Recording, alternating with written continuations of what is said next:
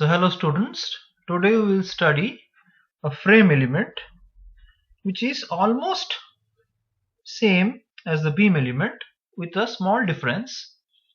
So you can use the beam element for structures where all the elements are aligned along a single line. That means it's a single line. Then you can use the beam element. But suppose you want to model this portal frame. A portal frame is nothing but a goalpost like structure, and suppose you discretize it using 3 beam elements. Now in order to assemble the stiffness matrices, see this, there is a transverse degree of freedom here, but there is no transverse degree of freedom here. Then how would you assemble this with this? You need to add an axial degree of freedom here and here. Similarly, the transverse degree of freedom here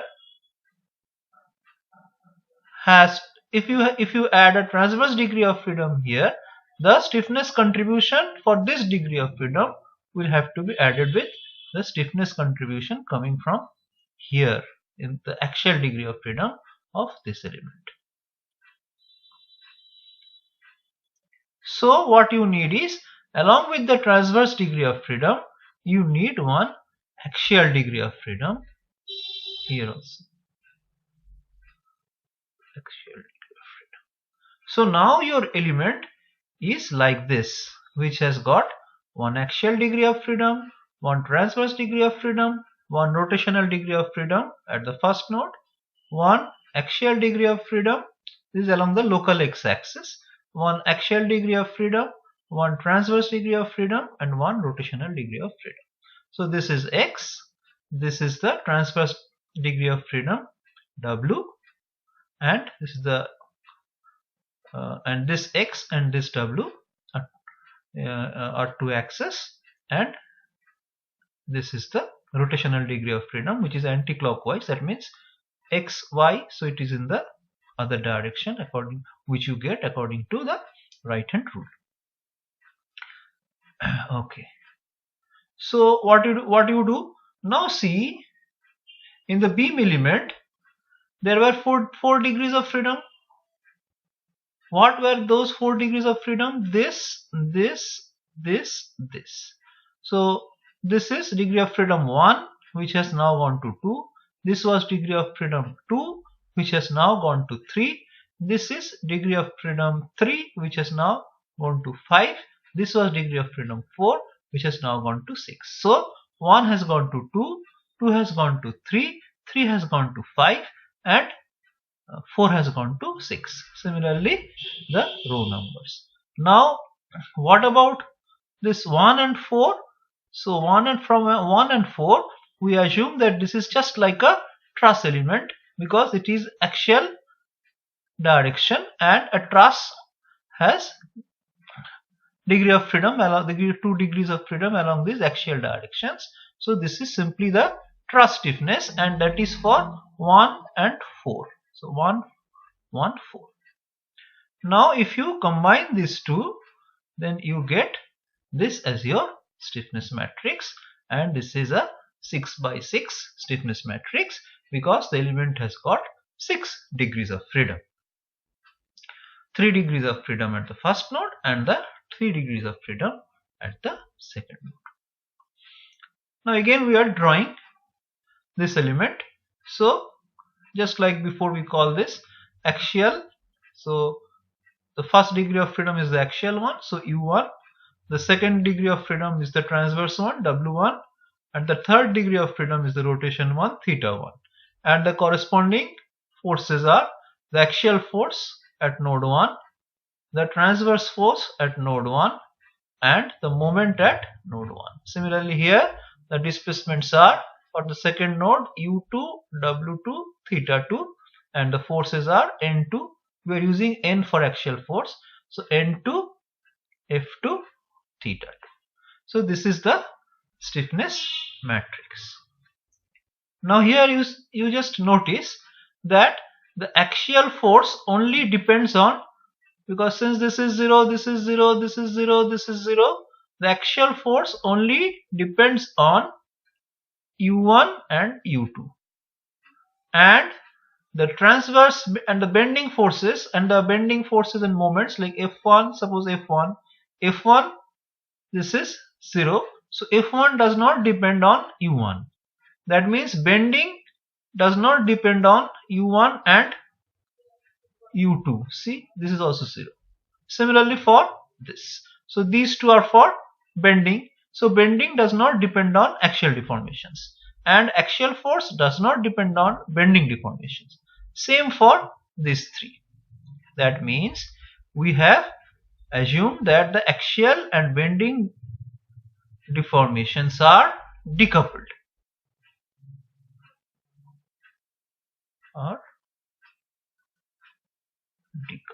And this assumption we can make while the deformations are small. Now suppose this is the axial direction. So this is the axial direction which we denote by XL. Then this is the local. So now we are just changing the name. We are not writing it as axial force, transverse force and rotation. We are just naming it as 1, 2, 3, 4, 5, 6. So this is axial is 1, transverse is 2, 3, this is 4, this is 5, this is 6, and these are the local degrees of freedom. That means along the axis transverse rotation, along the axis transverse rotation, and if you take, these are the global directions, because if each element is aligned in different directions, then you have to transform the stiffnesses along a common direction. So this xg and yg is the global direction common for all elements. So this is ug1, this is ug2, and this is ug3. So incidentally, for 2D problems, ul3 and ug3, that is the rotation is same. Rotation is same. It is about the axis coming out of the paper. It is anti-clockwise. Rotation is same, but the displacements are, and the forces, that means that this force and this force and this force, this force and this force, this displacement, this displacement, this displacement, this displacement, they get transformed, but the rotation, they does not get transformed. So ul1, ul2, ul3, ul1, ul2 and ul3. So ul1 and ul2 transforms like a two-dimensional vector. So this is cos theta sin theta minus sin theta cos theta, ug1, ug2. But ul3 is same as ug3. So this is the lambda matrix. Think of your truss element. So now this is the transformation matrix, lambda, null matrix, lambda. So ul1, ul2, ul3, ul4, ul5, ul6, ul1, ul2, ul3 are not related with this. So here you have a null matrix. Similarly, ul4, ul5 and ul6 are not related to ug1, ug2 and ug3. So you get a null matrix here. So this is the transformation matrix. So the displacement vector transforms like this. So the force vector FL1, FL2, FL3, this is the axial force, transverse force, moment, axial force, transverse force, moment at the second. These are the axial force, transverse force, moment at the first node, axial force, transverse force, moment at the second node. So these are along the global directions. So the same rule of transformation, because displacement and force, both of them are vectors. So the global stiffness matrix for the element is T transpose K T. So just like the truss element. Now we will solve one example. So this is simply a two-element structure. So there are two elements. We model it using two elements, 1 and 2. So the length of this element is 1000 millimeter, and the length of this element is also 1000 millimeter. So we are taking the axis system here, maybe here, the origin is here. So the coordinate of this point is 1000, 0. The coordinate of this point is 0,000, and the coordinate of this point is 1000, 1000. And there is a applied load of 3000 Newton meter at node 2 in this direction, and a clockwise moment of this amount at node 2.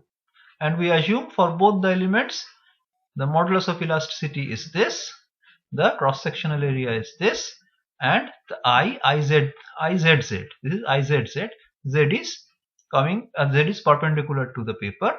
So IZZ for this and IZZ for this, they are same and they are this.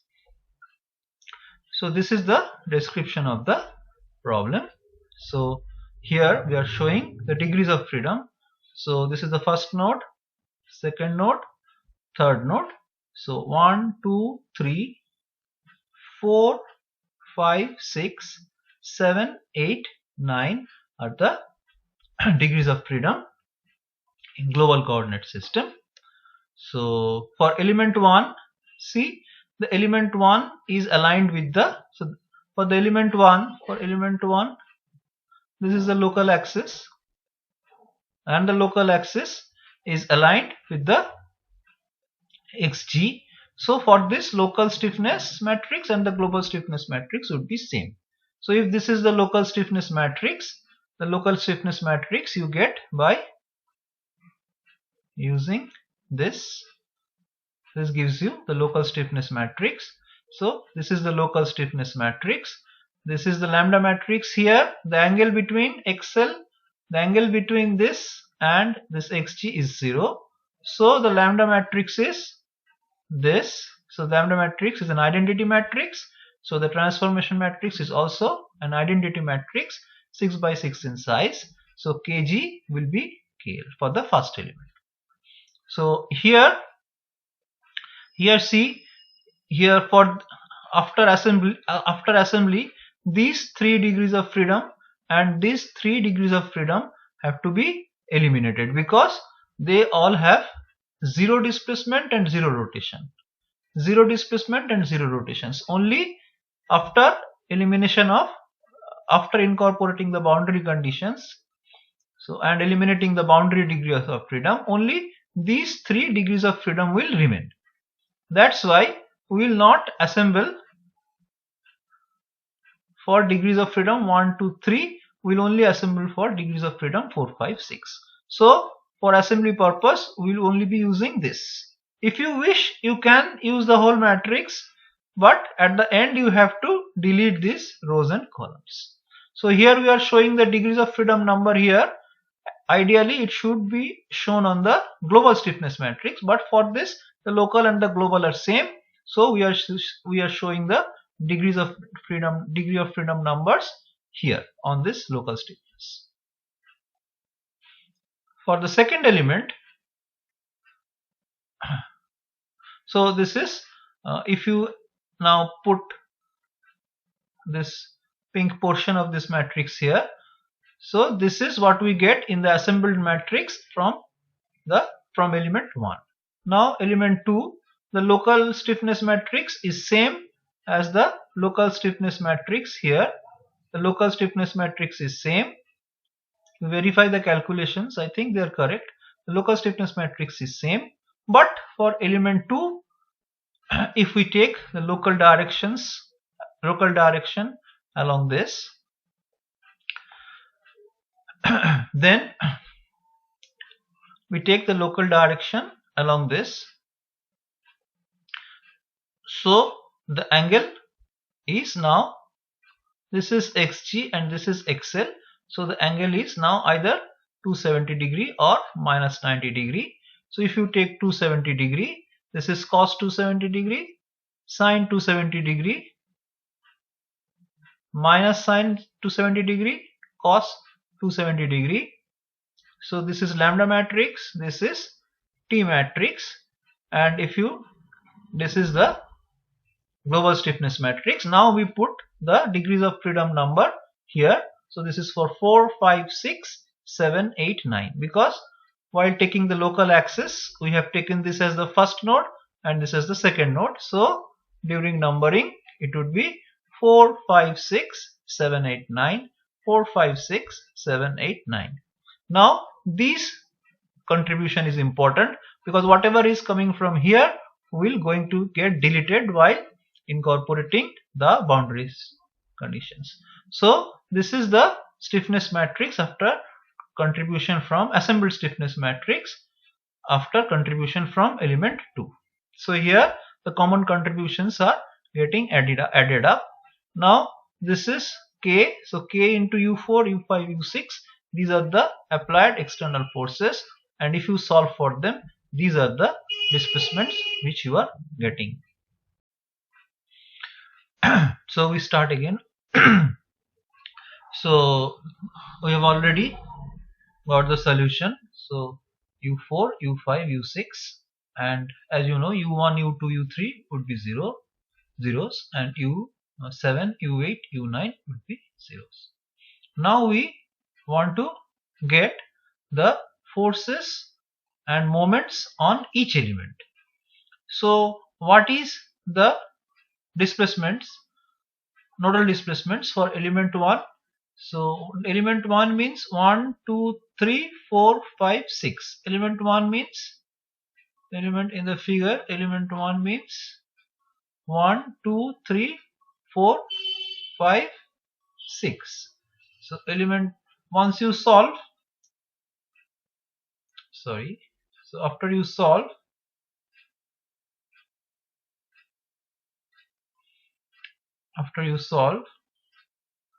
so these are for U4, U5, U6. So element 1, 1, 2, 3, 4, 5, 6. Now what is the force on element 1?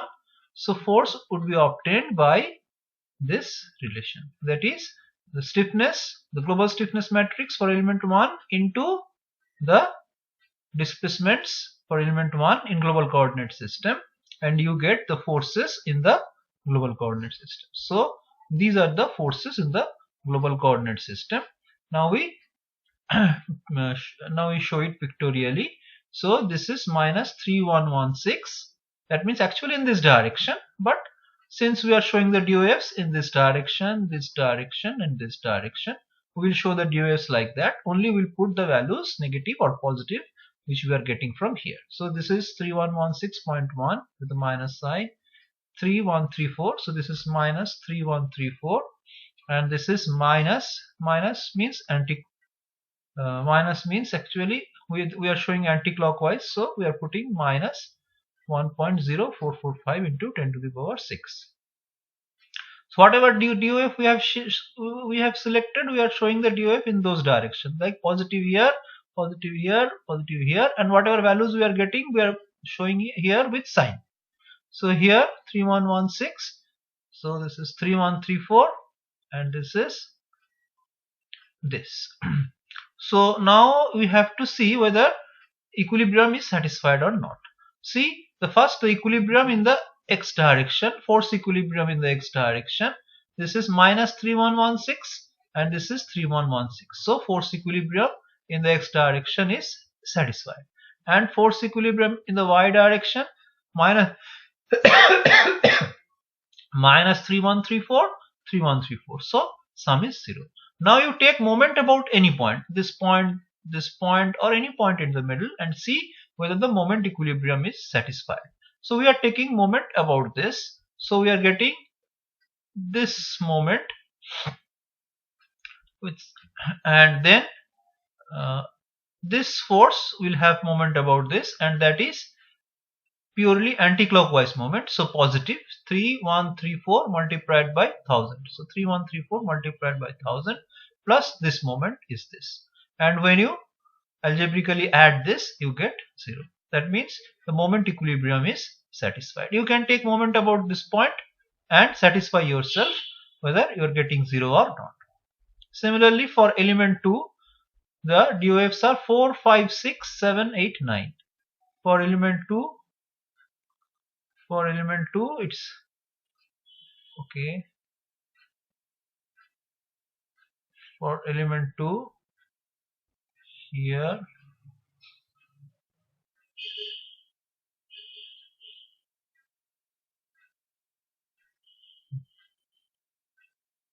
sorry, I have made one mistake here. So this should be, for element 2 it is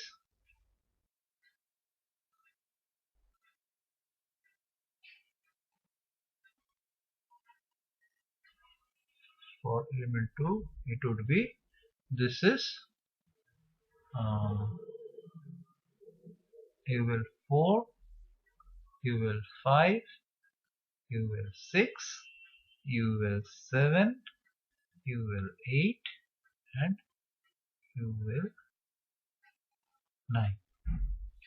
So for element 2, yes, 4, 4, 5, 6, 7, 8, 9. So it should be 4, 5, 6. 6 is the rotation. 4, 5, 6. 5 is this and 6 is this. So let us take this 6 here. 4, 5, 6. 4, 5, 6, 7, 8, 7, 8 is 8 should be along.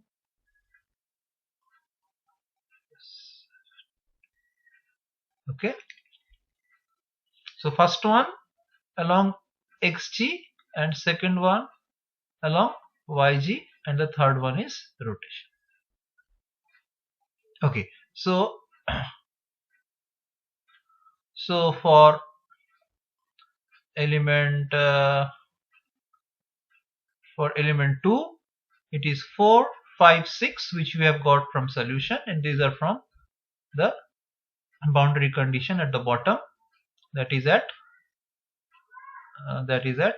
x equal to 1000, x equal to 1000, y equal to 0. So at that point these three are 0. So now you just do this multiplication and you get this. Now you can plot this. So here minus 3116, this one minus 134.01, okay, and this is minus 2.085 0805 10 to the power 6. Here 3116, here 134.01, and here this. Now the force equilibriums are automatically satisfied. This two, actually this two. So take moment about 3, and that means minus this, minus this, minus this, minus this, plus this is actually clockwise, but since negative this should be anti-clockwise, so positive 3116 into 1000. So and you get 0. So the moment equilibrium condition is satisfied. Now if you take this first element, if you take this element as element 1 and this element 2, so and you just add them, then see here minus 2.08 and here also minus 2.08.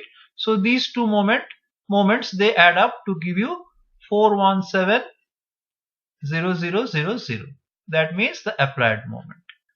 So and here minus 134 and here 3134. So if you add them, then you get 3000. So here 3000, and in this xg direction is 3116 minus 3116.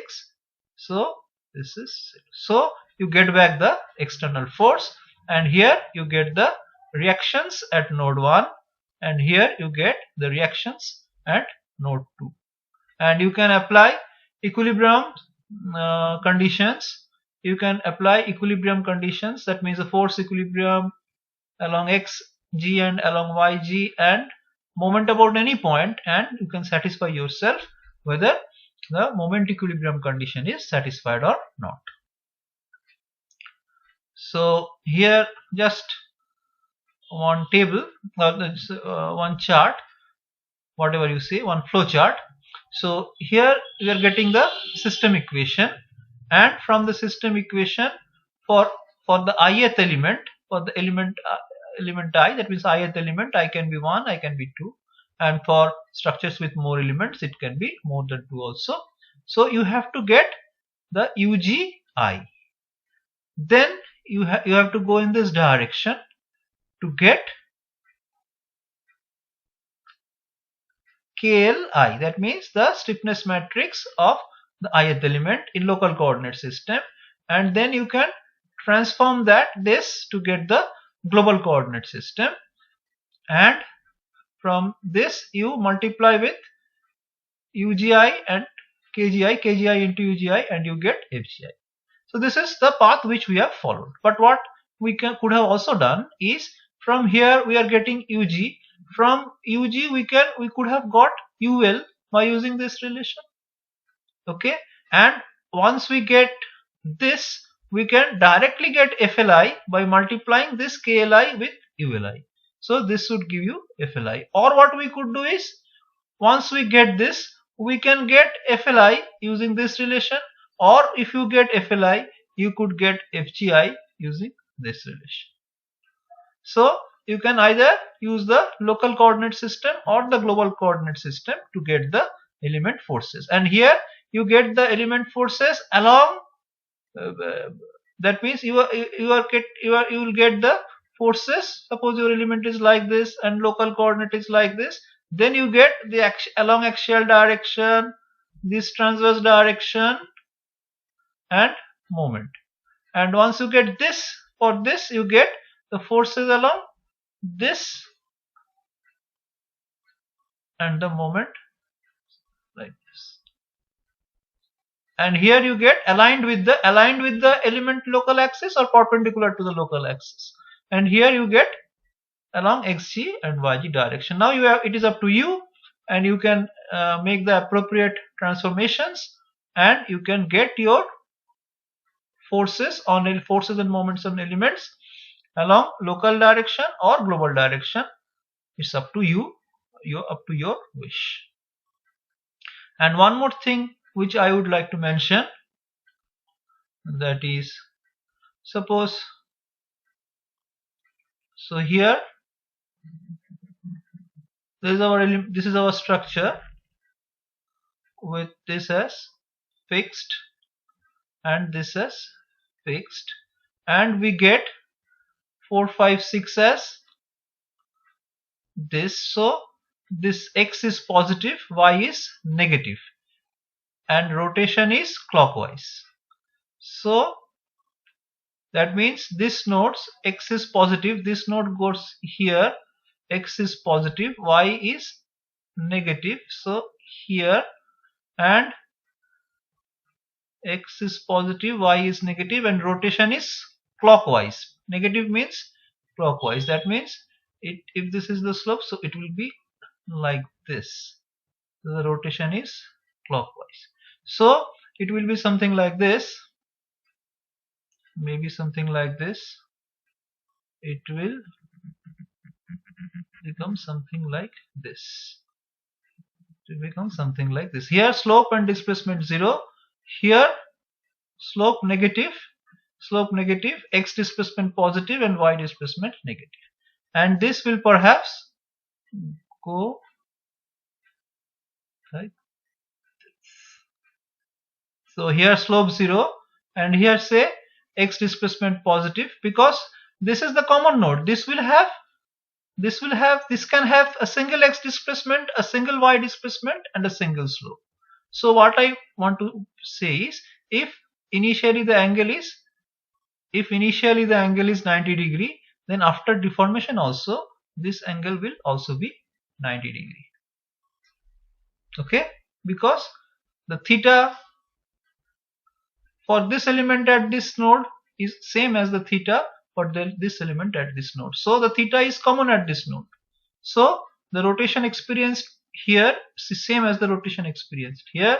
So if whatever be the initial angle, in this case the initial angle is 90 degree, that angle is maintained. Okay, so let us stop here.